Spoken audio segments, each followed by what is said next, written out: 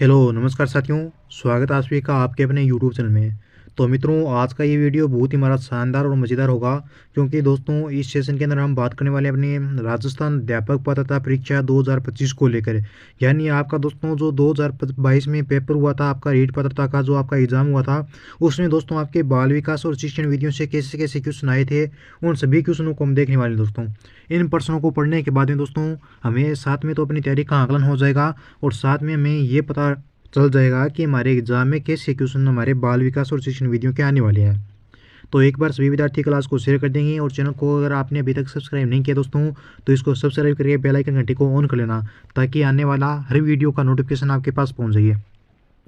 तो चलिए दोस्तों, आज हम 2022 का जो मॉडल पेपर है इसको सोल्व करेंगे।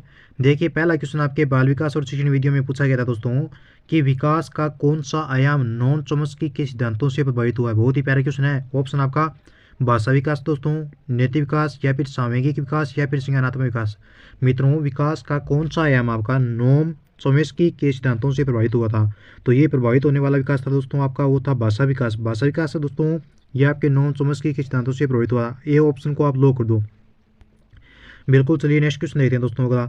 अगला 2 नंबर क्वेश्चन आपसे पूछा है कि स्वभाव में व्यक्तिगत भिन्नताएं आधारभूत रूप से होती है। दोस्तों, स्वभाव के अंदर जो व्यक्ति का स्वभाव होता है, उसमें व्यक्तिगत जो विभिन्नताएं होती है वो किस वजह से होती है। आपकी अधिगमित के द्वारा होती है, जन्मजात से होती है, या फिर अधिक रहती है, या फिर सांस्कृतिक होती है।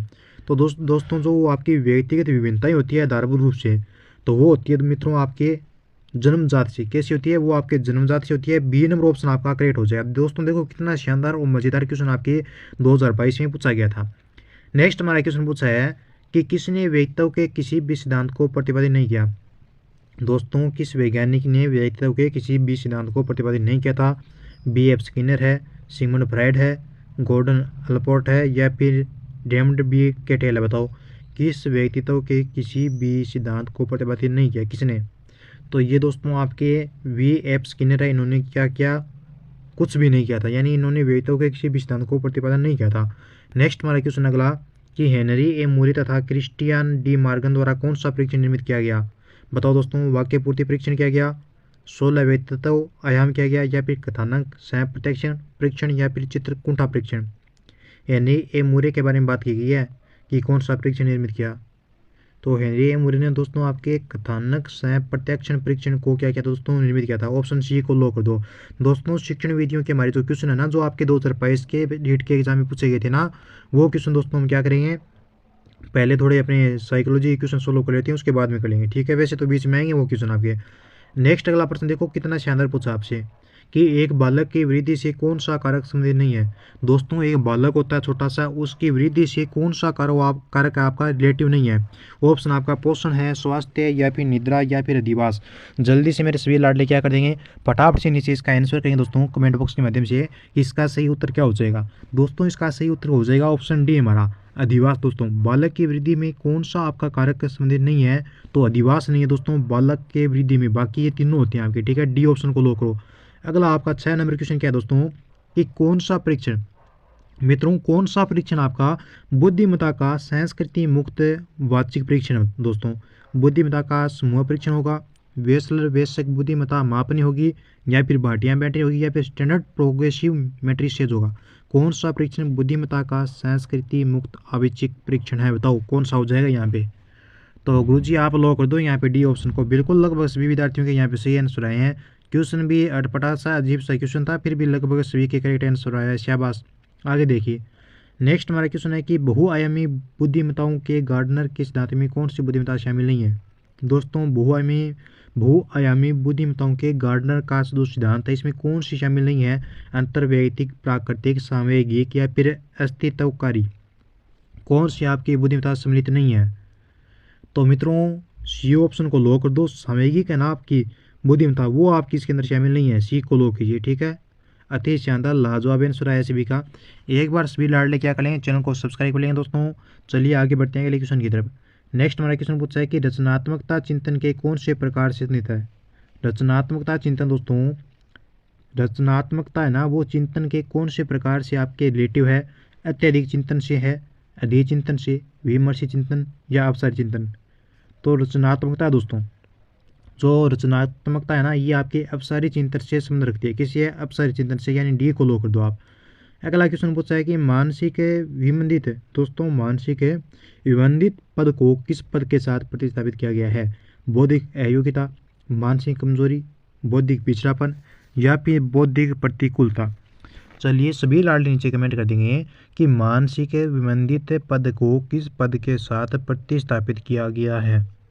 तो इसे दोस्तों प्रतिस्थापित किया गया है हमारे बौद्धिक अयोग्यता, यानी हमारा करेक्ट आंसर हो जाएगा ए नंबर ऑप्शन। मेरे सभी बच्चे क्या कर देंगे भाई, ए ऑप्शन को लो कर देंगे। चलिए अगला प्रश्न देखते हैं 10 नंबर। आगे क्वेश्चन पूछा है कि व्यक्तित्व, दोस्तों व्यक्तित्व की सैद्धांतिक अवधारणा के लिए निम्न में से कौन सा सत्य नहीं है?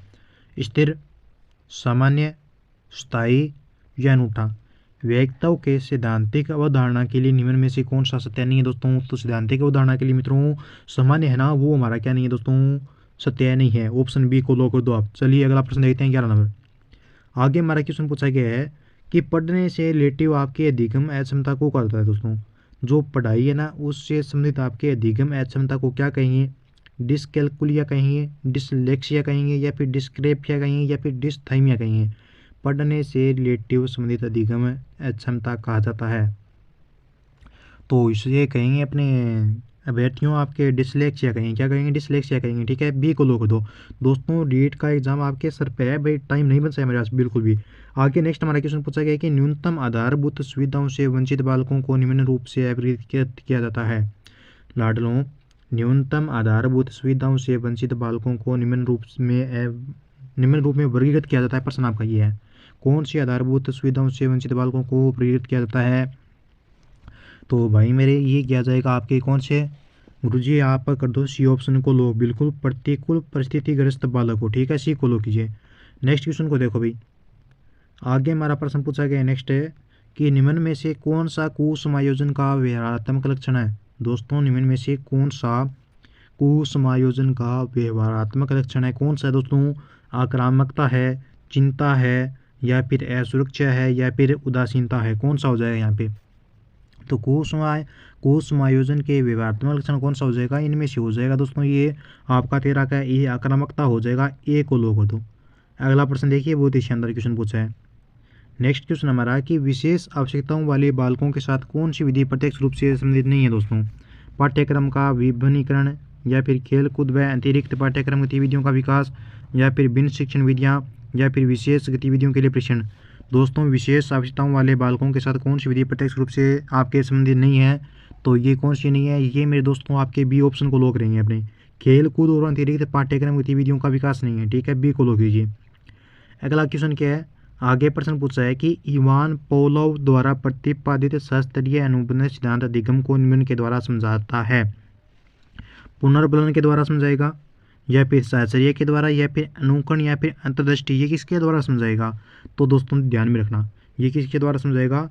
भाई मेरे ये समझाएगा आपके, आप कर दो यहाँ पे मेरे दोस्तों, आप कर दो किसको लोग, आप 15 के ऑप्शन बी को लो कर दो, साहचर्य के द्वारा। ठीक है, बी जो आपका बी ऑप्शन है ना, इसको क्या कर दो आप, लो कर दो। ठीक है, सही उत्तर हो जाएगा हमारा बी ऑप्शन। चलिए अगला प्रश्न देखते हैं नेक्स्ट हमारा। मित्रों लाडलों, आपका आगे का प्रश्न क्या है भाई? आगे देखिए ऐसे क्वेश्चन है। ठीक है, मेरी बात ध्यान से सुनो। सबसे पहले तो आपको क्या करना है, अपने व्हाट्सएप ग्रुप को ज्वाइन करना है। जो आपका 9057001547 इन नंबरों पर आपको क्या करना है, मैसेज करके ग्रुप को ज्वाइन करना है। 15 क्वेश्चन बचे हैं जो क्या दोस्तों आपके शिक्षण विधियों से रिलेटिव है। ये क्वेश्चन कराऊंगा मैं अगली नेक्स्ट क्लास में। तब तक क्या कर लीजिए दोस्तों, इन क्वेश्चनों को पढ़ लीजिए और नीचे कमेंट कर देना कि ये आपको सेशन कैसा लगा। पसंद आते हैं तो ये आगे क्वेश्चन करवाएंगे, अगर पसंद नहीं आएंगे तो नहीं करवाएंगे दोस्तों। ये मॉडल पेपर अपने चल रहे हैं 2022 का, ये मॉडल पेपर आपका। मिलते हैं जल्दी नेक्स्ट वीडियो में। जय हिंद, जय भारत दोस्तों।